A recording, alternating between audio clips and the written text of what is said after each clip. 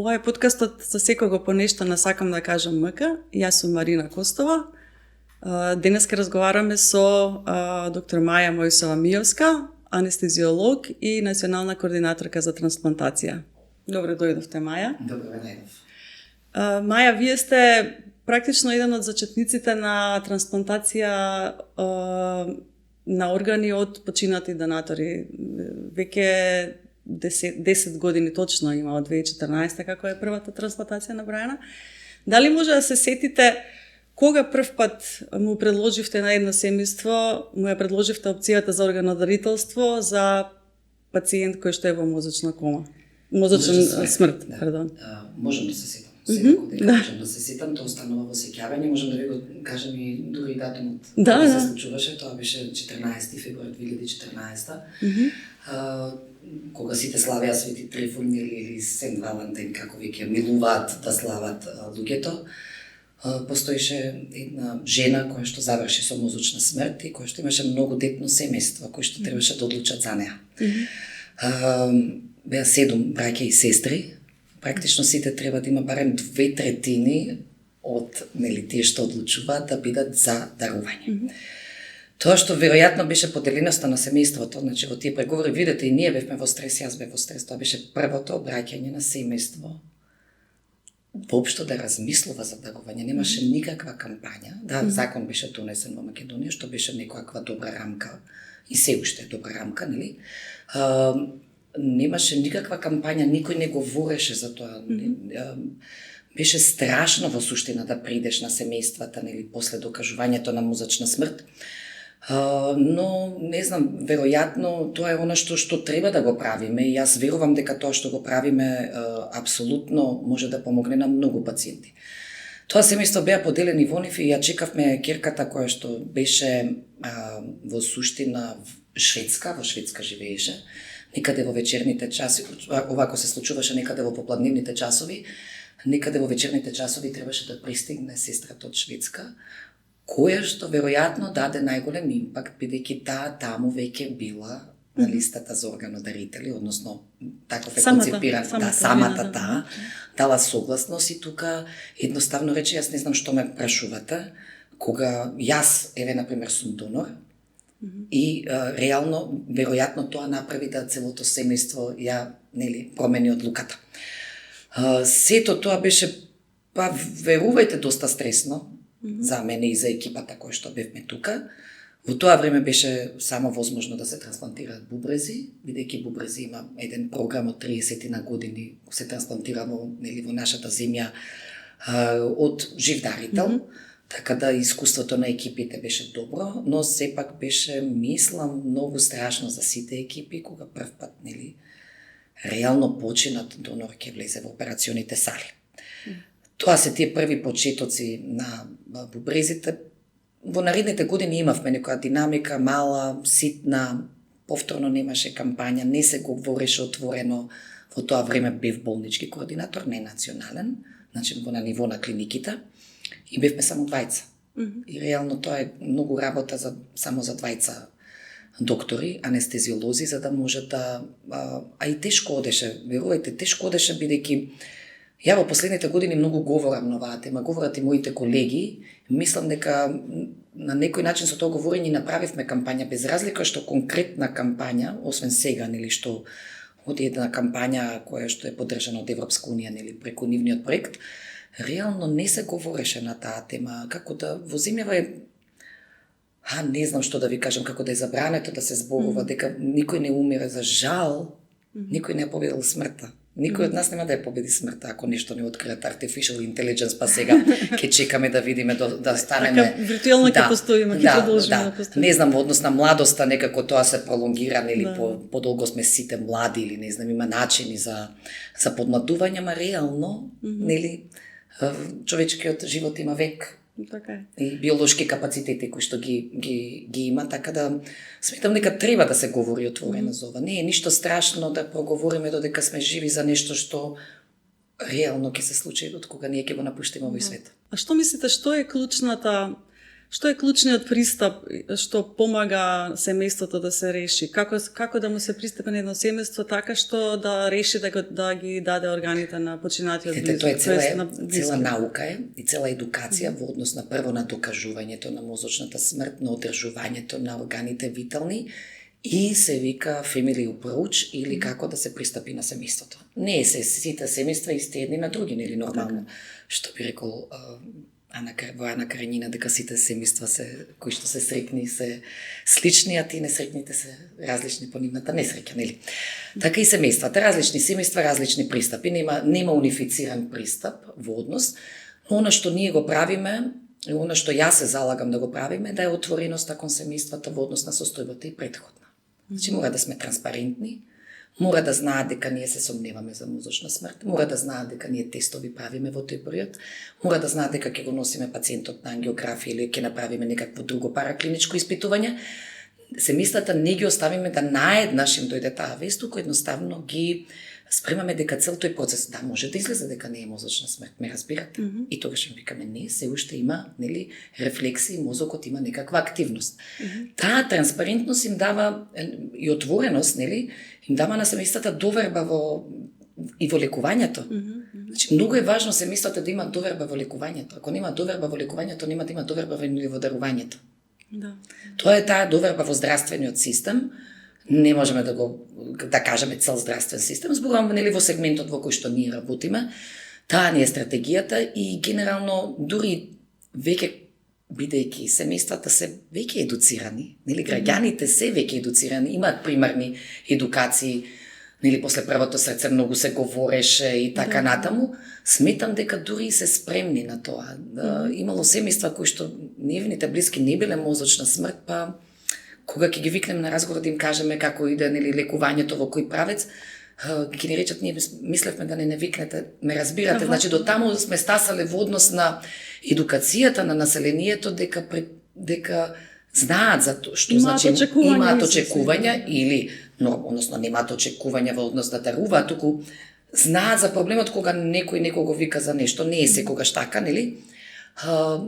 Мислам дека тоа е главното нешто, дека во лекувањето мора да се има доверба, дека треба да се биде транспарентни во лекувањето, дека треба вистината да се кажува секогаш на семејствата.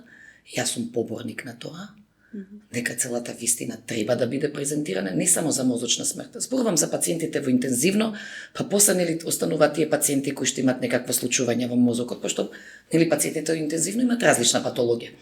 Така да, генерално тоа е она што го градевме овие години и го градиме се уште во однос на тоа прашање.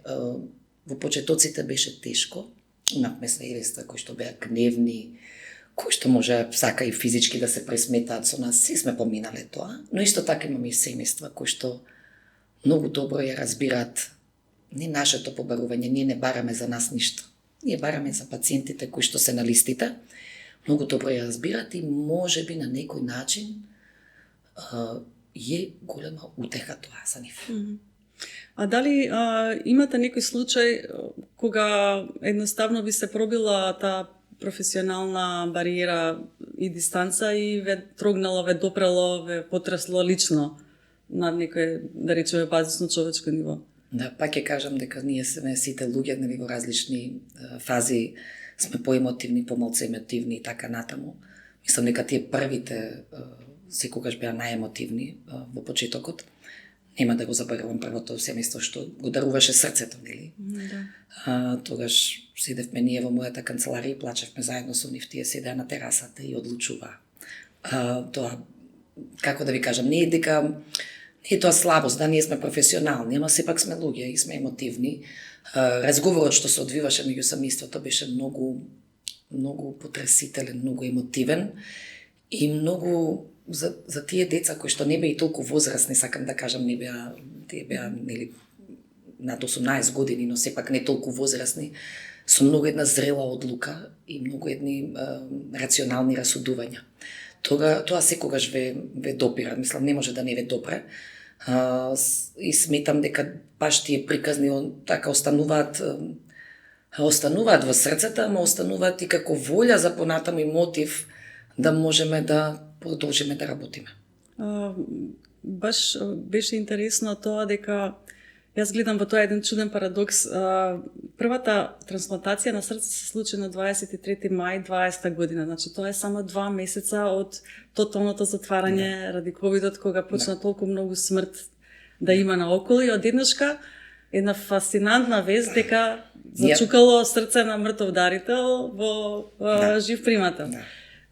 Дали може да ми го опишете тој момент кога сите вие како тим ќе видите дека срцето почна да чука?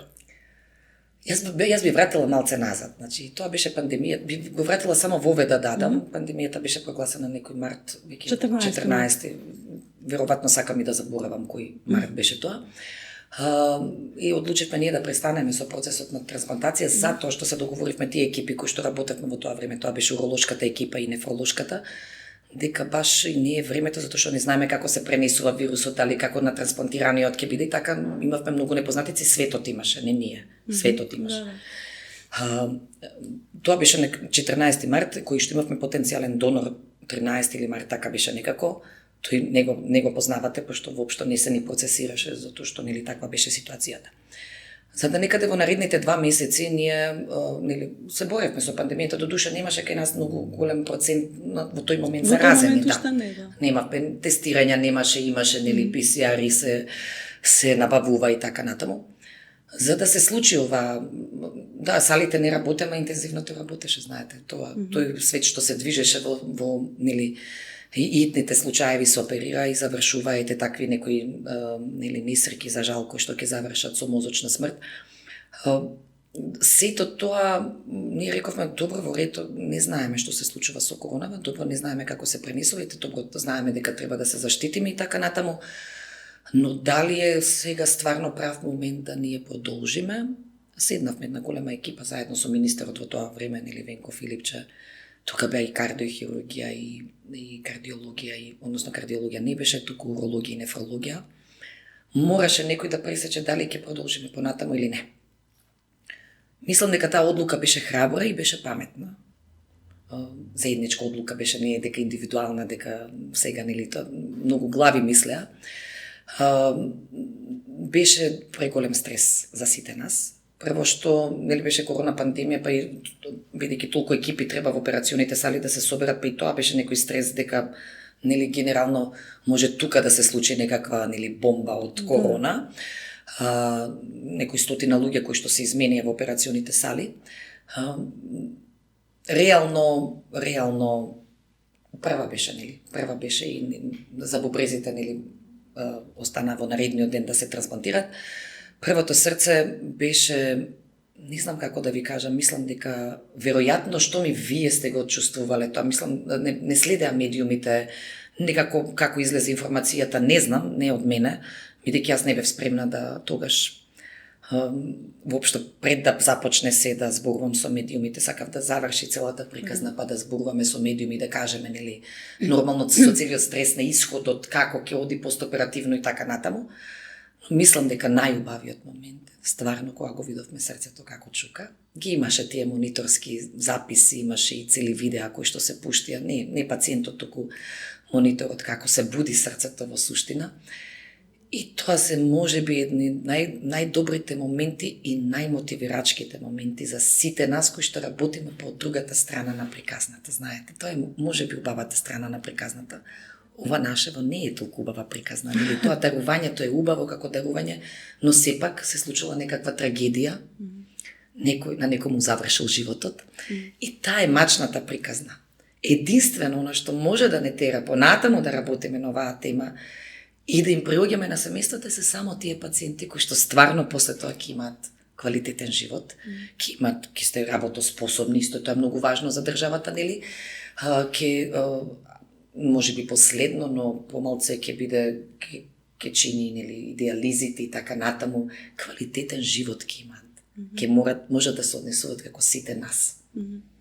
Вие учествувавте на сите 11 операции на срце?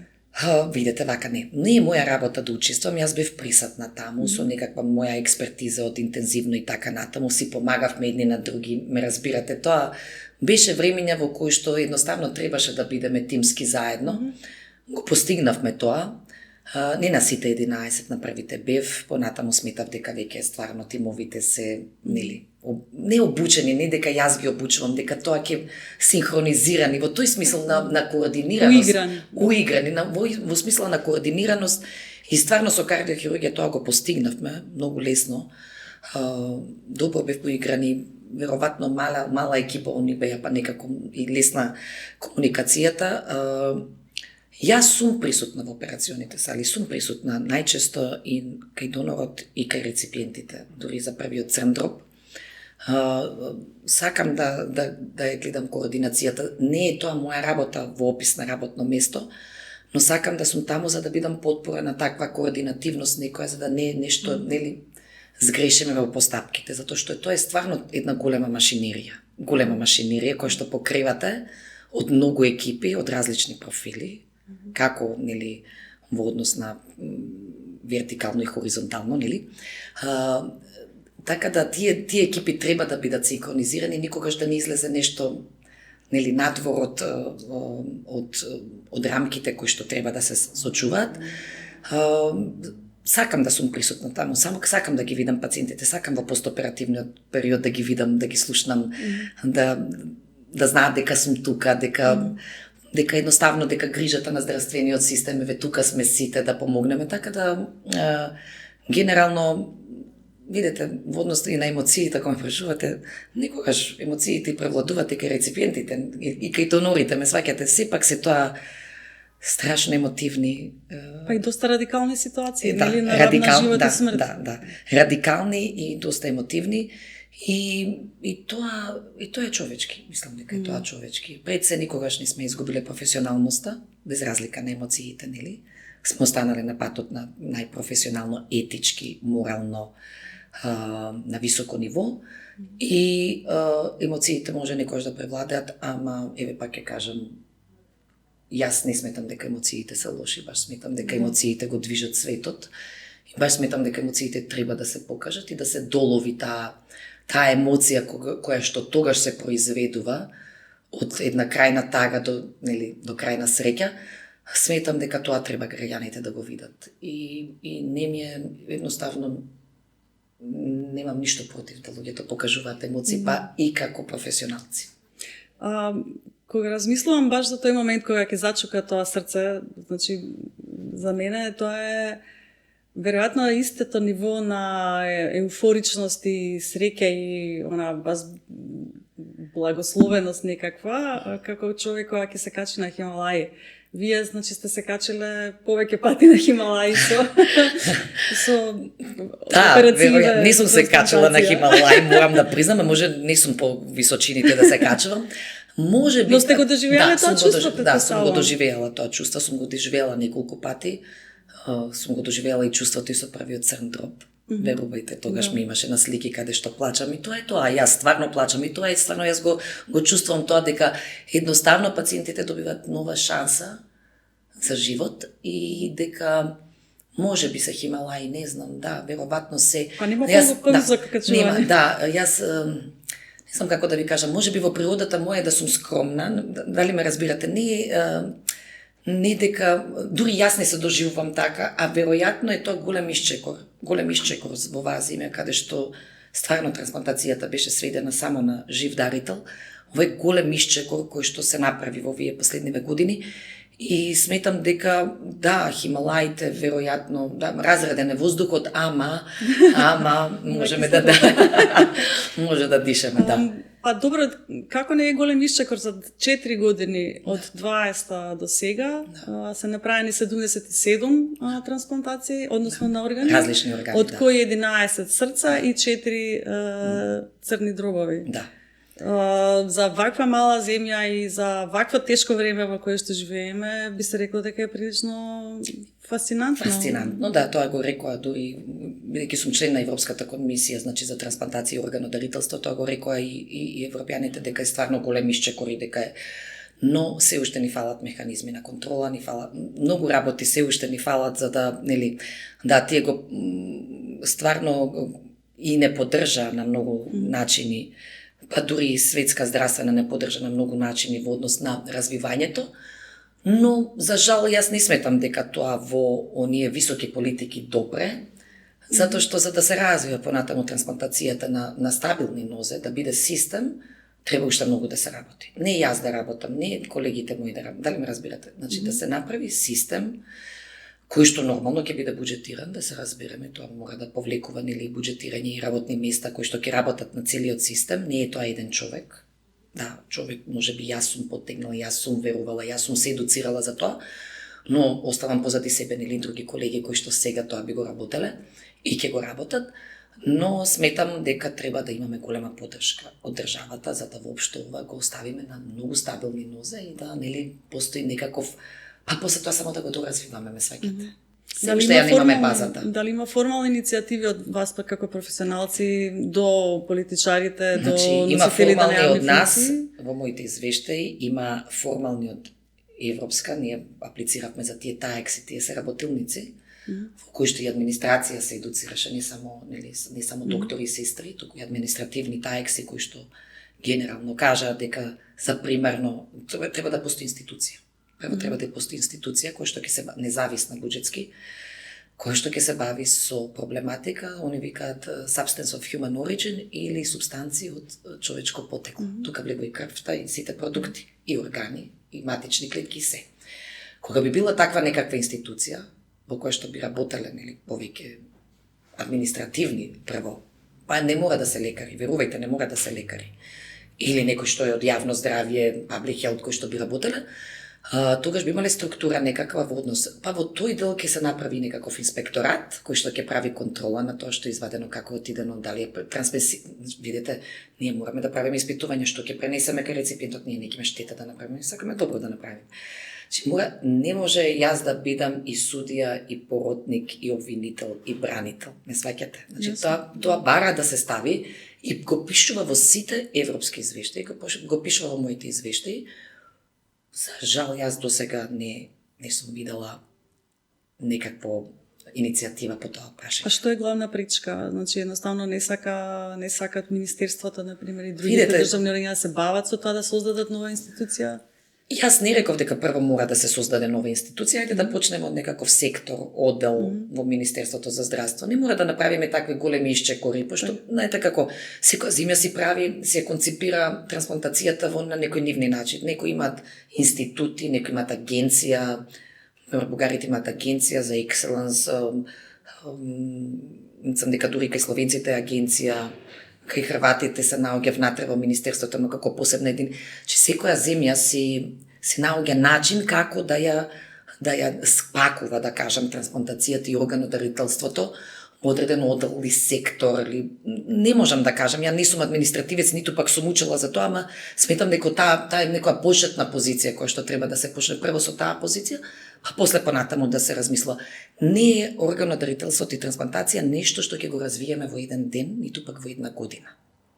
Тоа е процес. Ние во наредниве 10 години да достигнеме 10, мислам, со овие 5, ако ги рачинаме во наредниве 5 години да ги направиме овие скалила и да поставиме една солидна база, сметам дека самиот процес ќе си носи резултати и пациентите ќе имат можност да добијат органи. Дали сте оптимистка за тоа дека ќе се создаде таа инфраструктура, макар и вака како што кажавте како сектор? Бидејќи сепак резултатите се импресивни, а може да веќе ризикот постои да се заборави тоа се и да замре. Да, дефинитивно.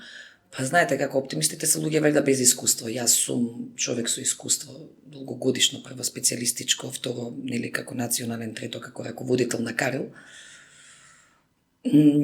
Генерално работите се случуваат ако имате еден човек да ви слуша од почеток до крај. Тоа се обично 10 минути од нечие внимание, што не е многу, нели да одвоиме 10 минути внимание. Ве можеби денесеве гледачи или кога ќе пуштите подкастот, некој ќе ме слуша, така. Тие ќе одвојат и може 45 минути да изслушаат подкаст, така. Значи јас зборувам за нели повисоките инстанции во државата, 10 минути во кои што некој треба да го објасни овој процес и да тоа се имплементира. Не е страшно, систематизации се отвараат, се затвараат. Јас сум отварала систематизации, сум правила нови одели. Не е тоа некоја тешка работа. Се седно и се прави еден голем проект во однос на што секој сектор одел во министерство треба да работи. Ме сваќате, имаат они сектори, но треба нов сектор нели да се отвори. Тоа воопшто не е комплицирано. Верувајте, сум го правила. Така да тоа само треба една добра волја. Не треба не се тоа големи не сума, да се некакви вработувања, ама јас на пример во ваков сектор никогаш не би вработила рандом луѓе. Јас би вработила луѓе кои што реално би живееле со ова. Тоа се луѓе ентузијасти, тоа се луѓе не е важно со каква едукација претходна биле, туку ова се луѓе кои што се ентузијасти, кои што веруваат во процесот, кои што можат да помогнат, кои што се мотивирани. Зашто во нашата земја да се ставаат луѓе на одредени места, но самиот овој процес бара стварно одреден профил на луѓе кои што стварно ќе работат како едно за да целиот процес добие некаква по-голема димензија од оваа сегашната. Вие, предпоставувам, планирате да закажете состанок со следниот премиер и министар за здравство и да му го представите ова. Видете, ја не можам да кажам дали кој ќе биде, мислам да, веројатно да. Вие сте на позицијата се уште и ќе се уште да. Дали ќе биде, исто ја не можам да кажам, да. Се надевам дека ќе биде така. Јас ќе оставам на новата влада и на новиот министер да прво нели се да видат како е што не би нападнала веднаш со трансплантацијата. Но веројатно во догледно време би сакала да имам состанок, да ги предочам овие работи, ги пишува во извештаите, ги пишува во цело министерство. Значи, кога некој би сакал нели може да се открие, има секаков писмен трак во однос на оваа проблематика. Има во односи на Европска унија, значи на тие такси, тие извештаи стигаат во Министерство за здравство, не стигаат, ме сваќате. Само кој сектор стигаат, не можам да кажам, да, ама и се надам дека некој ги чита. Сега нели ние некако не сме за тоа читање многу, за мейлови и така натаму, ама не се тоа долги извештаи за да не можат да бидат прочитани. Дури не е ни проблем за читање, проблем е за континуитет на читањето. Да, континуитет на читањето и разбирањето на проблематиката, за да треба да човек да ја разбира проблематиката, за да и разбере зашто се. Па ќе кажам, ова е нешто што е во зародиш и е многу малце, па и малце доктори имаме, ме разбирате. Јас стварно сметам дека ова треба да се стави веќе во курикулумите не на специјализантите, на студентите на медицина. Значи, ова мора да се стави како предмет за познавање, основни принципи, од таму да почнеме, затоа што имаме голем дел од здравствениот персонал кој што ги помина во овие 10 години да го едуцирам, за да разбере за што се работи. Може би е полесно за персоналот во интензивните лекувања што работи, затоа што ние тоа секојдневно го гледаме, па и од доктори до транспортерите разбираат за што се работи, ама тие се едуцирани тука внатре. Едукацијата на здравствениот персонал треба да стварно да започне многу порано, во средно медицинско, да започне на медицинскиот факултет, за да проблематиката биде сватена и да е практично со лесноти ја се овладува, затоа што ние се уште со препреки се соочуваме. Всушност, цела една реформа треба да се направи во образованието и обуката па во обуката, да. Така да, тоа генерално тоа се моите видувања. Јас не можам да кажам како ќе биде, можам само да се надевам. Дали ќе се вратам повторно на контактите со дарителите и со примателите на органите? Дали остануваат во контакт дарителите и примателите? Семејствата на дарителите со примателот? Дали тоа се охрабрува или се обесхрабрува? Не се обесхрабрува, не се ни охрабрува, ние остануваме неутрални. Ние не смееме да го дадеме името на донорот. Никогаш не излегол од нас. Не, никогаш името и презимето на донорот не било излезено од медицинските лица, право од мене. Јас никогаш не сум спомнам, па дури и сега кога зборувавме не го спомнав името на донорот. Може би за прв пат беше убаво да самите семејства излезат и тие придоа на медиумите. Да ја кажат својата приказна. Тоа е сосема дозволено, тоа нема, но ние не смееме да го дадеме името на донорот. Ниту пак имињата на реципиентите на фамилијата на донорот. Ова е мала земја. Тие се пронаоѓаат. Дали ме разбирате? Дали допрела до вас некоја приказна? Позитивни приказни има семејства кои што се дружат. Тоа се семејството со првото срце и реципиентот со неговата фамилија кои што одат во доиран или така се дружат. Втората приказна е предпоследното срце кој што ја пронајде фамилијата на дарителот, па се споја не од мене, не од нас. Значи, нас е со закон забрането да го откриваме. Тоа е, нели, заштита на права на пациентите. Доколку сака семејството, кој што има семејства кои што викат ве молам, само не сакам да излезе никад. И тоа треба да се почитува. И новинарите треба да бидат за тие семејства, затоа што, как ви кажам, ова сме толку мал народ, тука ќе то знаеме, ќе слушнеме. Во тоа, нели, во цело, во таа општина се знаат луѓето, па тие се раскажува. Така да тие може да се пронајдат, ама не со наше посредство. Ако се пронајдат, ние се надевам дека тоа е се на база на добра волја. Се надевам дека и тоа све на база на љубов и на благородност, зашто може би некогаш да излезат и другачи приказните. Нели? Да, се разбира. Да. Затоа ние не би сакале, ние не поддржуваме да ние ги спојуваме дарителите и реципиентите, но доколку се спојат и си најдат заеднички јазик и така едноставно им е убава дружбата, колку и да е тешко, и за едните и за другите некогаш, поготово за тие што, нели, го изгубиле својот близок, тогаш стварно може би е некаква утеха. Утеха е веројатно во секоја и во поширока и во филозофска смисла, животот продолжува, победува. Па тоа е, јас еднаш сум кажала по предавање, единствен начин да станеме бесмртни можда. Бидејќи немаме друг начин да станеме бесмртни, може би ова е единствениот начин да човек биде бесмртен во телото на друг човек.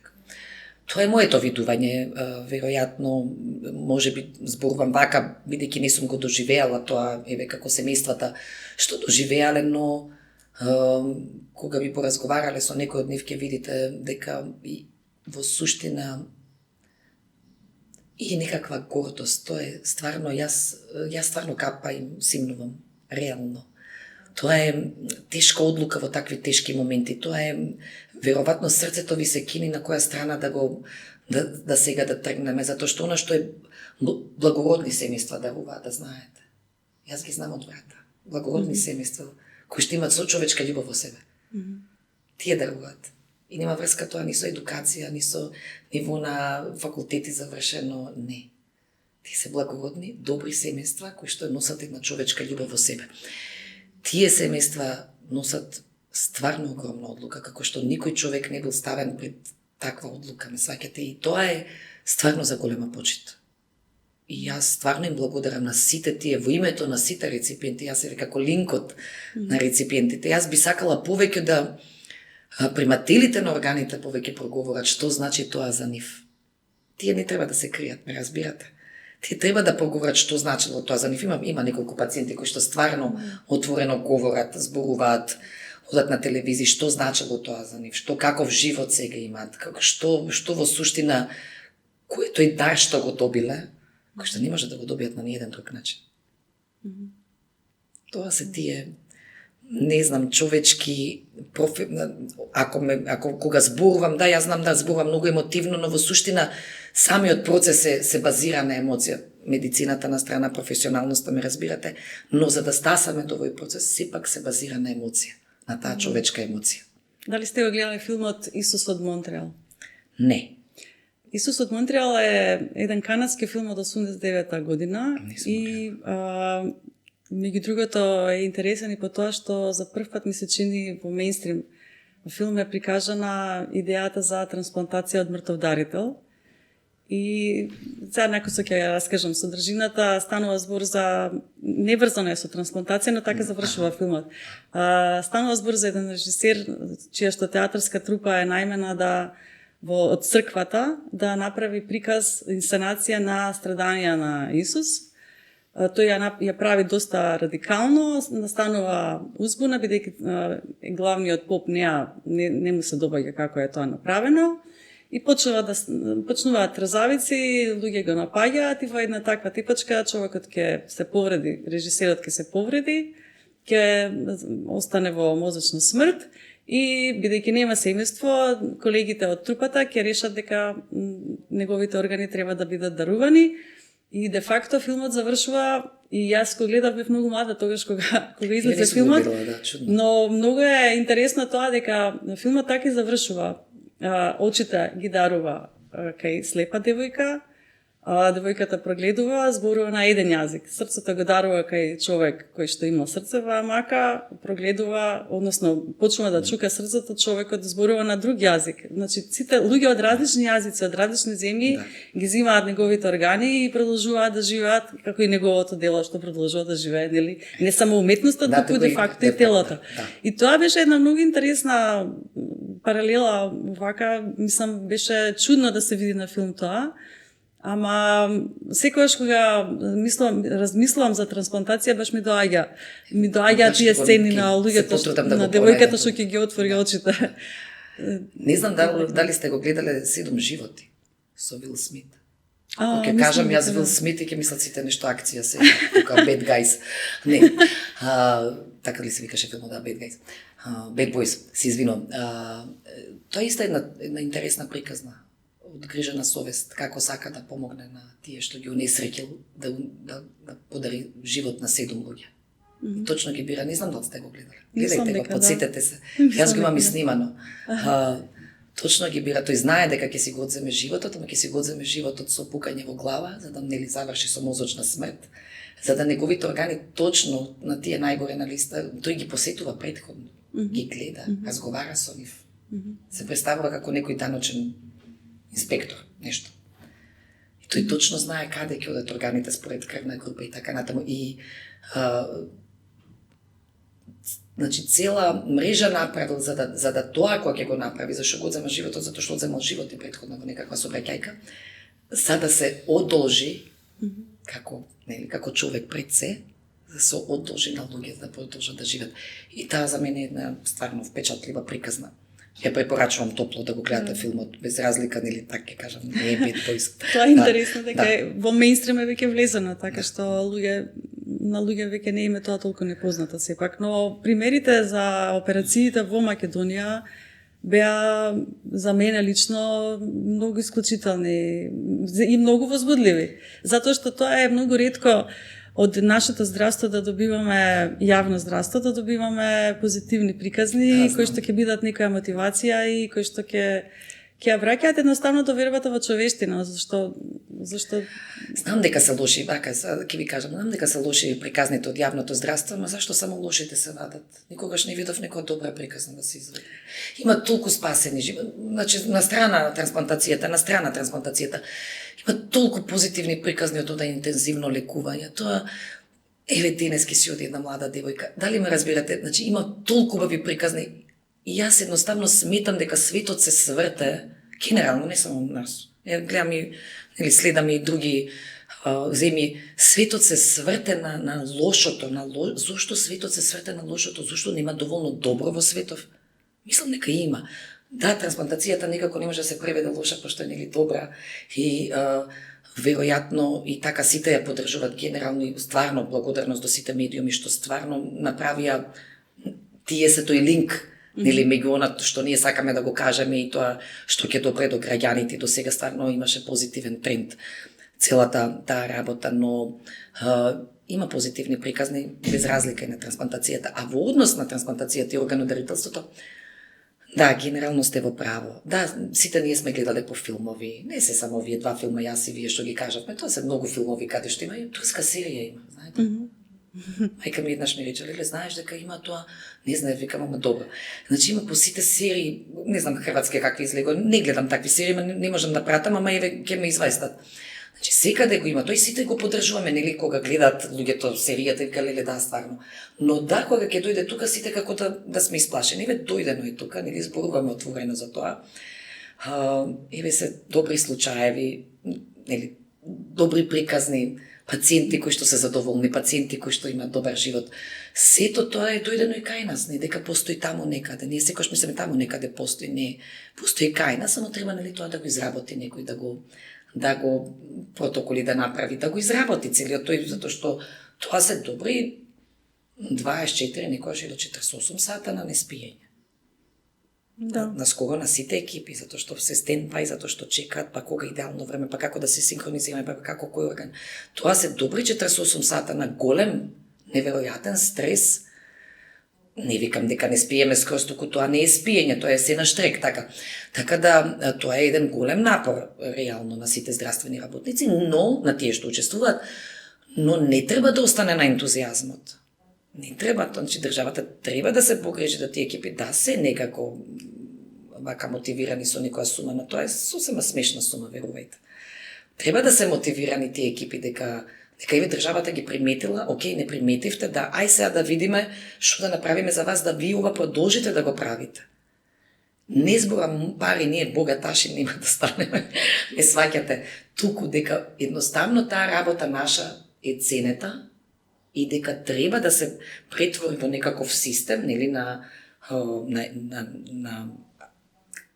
како би рекла, на валоризирање на трудот и на екстра трудот што се прави. Може би за институционална поддршка повеќе. Па институционална, тоа е таа институционална поддршка, дали е тоа фондот, дали е Министерство за здравство, дали е влада, затоа што органодарителството и трансплантацијата е државна стратегија според новите гайдлайнси кои што ги јас бев дел од тие гайдлайнси што ги работевме во Сантандер минатата година.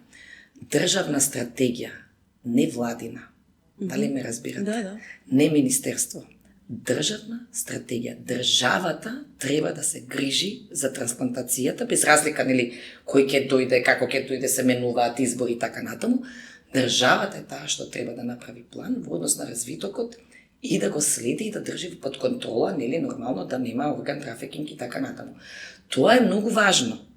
И многу е важно тие што ќе го водат овој сектори, кои што ќе бидат, значи да бидат луѓе со висока етика, интегритет, ме сваќате?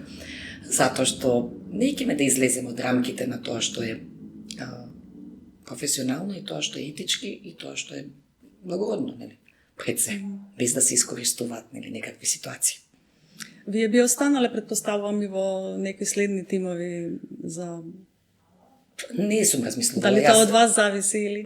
Не зависи само од мене. Јас не знам дали знаете дека национален координатор се бира на конкурс. Не е тоа нешто што мене некој ми го дал на ливче, туку конкурс. Се објавува конкурс на кој што аплицираат, нели, секој што е заинтересиран или што смета дека може.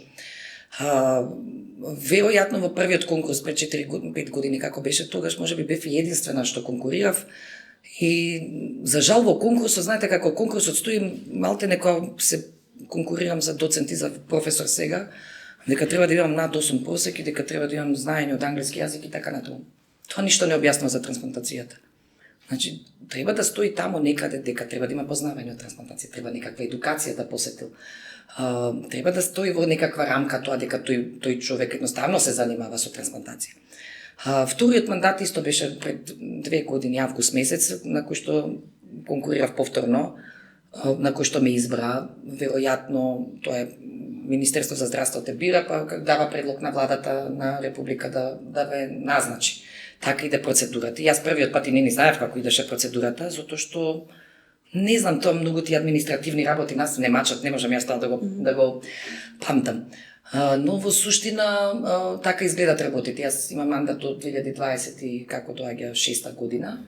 Дали тоа ќе остане или не, јас стварно во оваа земја не можам да кажам. Многу работи се менуваат, брзо се менуваат. Секој си има своји приоритети или па омилени луѓе и така натаму. Сметам дека трансплантацијата треба да остане аполитична скроз.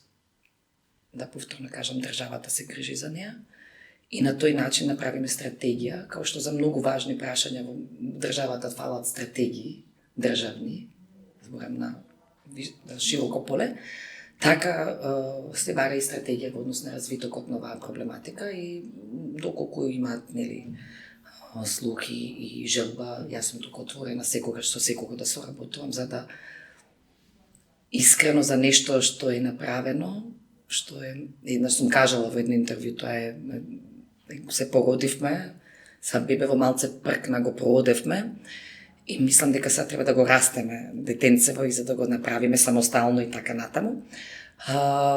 И тоа, јас би била среќна кога тоа би се случило, затоа што реално може би ова мојата визија е единечна моја визија. Јас сум имала визија за да можеме да успееме ова во Македонија да го направиме. Уште кога би имала помош голема логистичка, институционална, тогаш мислам дека можеме да направиме многу.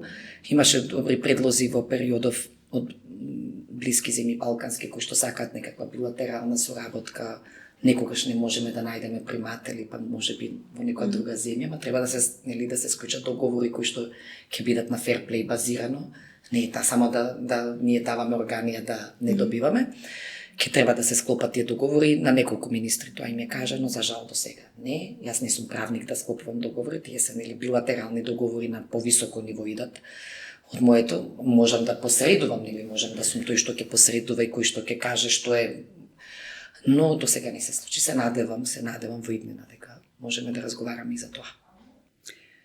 Доктор Маја Мојсова Мијовска, ви благодарам за разговорот. Се надевам ќе се видиме во следна прилика со добри вести на темата за институционална поддршка.